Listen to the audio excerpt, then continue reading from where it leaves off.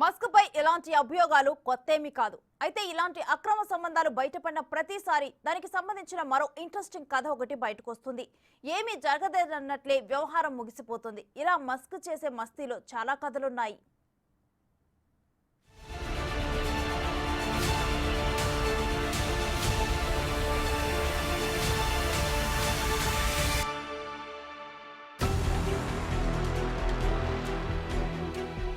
తనపై వచ్చిన ఆరోపణలన్నింటినీ కొట్టిపారేశారు Elon Musk. 2022లో air hostess వ్యవహారంతో సహా చాలా ఆరోపణల్ని మస్క్ ఖండించారు. నేను లైంగిక వేధింపులకి పాల్పడితే నా మొత్తం 30 ఏళ్ల కెరీర్లో ఎన్నో కేసులు వెలుగులోకొచ్చేవని, ఇదంతా రాజకీయ కుట్ర అని 2 ఏళ్ల క్రితమే మస్క్ వెల్లడించారు. అయితే ఇప్పుడు 2 సంవత్సరాల తర్వాత మస్క్ సంబంధాలకు సంబంధించి, ఆయన ప్రవర్తనకు సంబంధించిన మరిన్ని ఆరోపణలు వెలువడ్డాయి.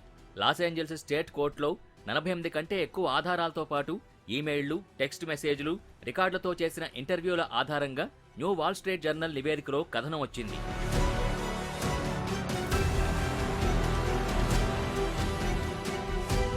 ప్రస్తుతం ఉన్న ఆధారాల ప్రకారం ప్రపంచంలోని రెండో అత్యంత సంపన్న వ్యక్తి అయిన మస్క్ తన సొంత రీసెర్చ్ టీంలో స్థానం కల్పిస్తానని చెప్పి 2010 ప్రారంభంలో స్పేస్ ఎక్స్లో సమ్మర్ ఇంటర్న్ కోసం వచ్చిన ఓ యువతితో సంబంధం పెట్టుకున్నాడు.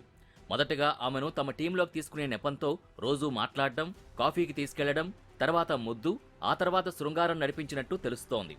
ఇదే విషయాన్ని 1 సంవత్సరం తర్వాత తన ఇంటర్న్షిప్ పూర్తయిన తర్వాత తన స్నేహితులతో చెప్పినట్టు తెలుస్తోంది.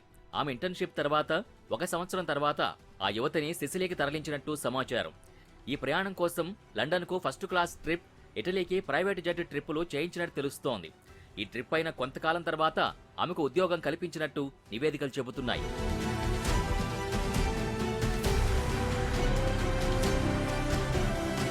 అయితే మస్క్పై వచ్చిన ఆరోపణల నేపథ్యంలో 2017 నుంచి 2019 వరకు స్పేస్ ఎక్స్లో ఉద్యోగం చేస్తున్నప్పుడు మస్క్తో తనకి సంబంధం లేదని ఆమె చెప్పినట్టు తెలుస్తోంది.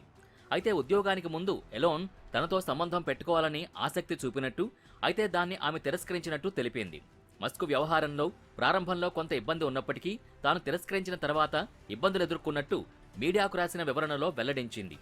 అయితే ఆమె స్నేహితులతో చేసిన సంభాషణల్లో వేరే కథను చెప్పినట్టు వాల్ స్ట్రీట్ జర్నల్ నివేదిక పేర్కొంది. ఈ మాజీ ఇంటర్న్ తరచుగా మస్క్ ఇంటికి వెళ్లేదని, మస్క్ నుంచి అనేక టెక్స్ట్ మెసేజ్లు వచ్చేవని ఆమె స్నేహితులు చెప్పారు.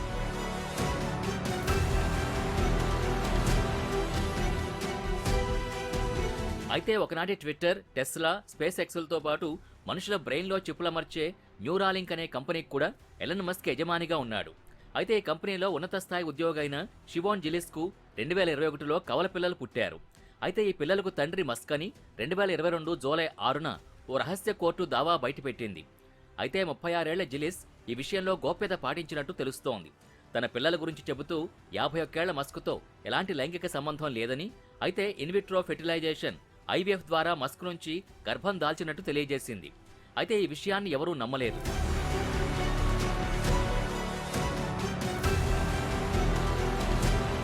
ఇక మస్క్ చిలక్కొట్టుడులో చాలా మంది సెలబ్రిటీలు కూడా ఉన్నారు.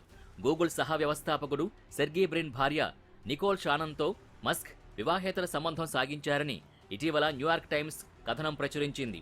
ఈ సంబంధం కారణంగా సెర్లీ దంపతులు విడిపోయారని పేర్కొంది. అలాగే హాలీవుడ్ నటుడు జానీ డిప్ భార్య నటి అంబర్ హార్డ్తో డేటింగ్, గ్రిమ్స్ అనే మరో నటితో సాగించిన ప్రేమాయణం, ఇలా చెప్పుకుంటూ పోతే మస్క్ బంధాల లిస్ట్ బోలెడంతుంటుంది. ఇక ఇలాంటి వ్యక్తిని భర్తగా చేసుకున్న మస్క్ భార్య 2 సార్లు విడాకుల వరకు వెళ్లారు.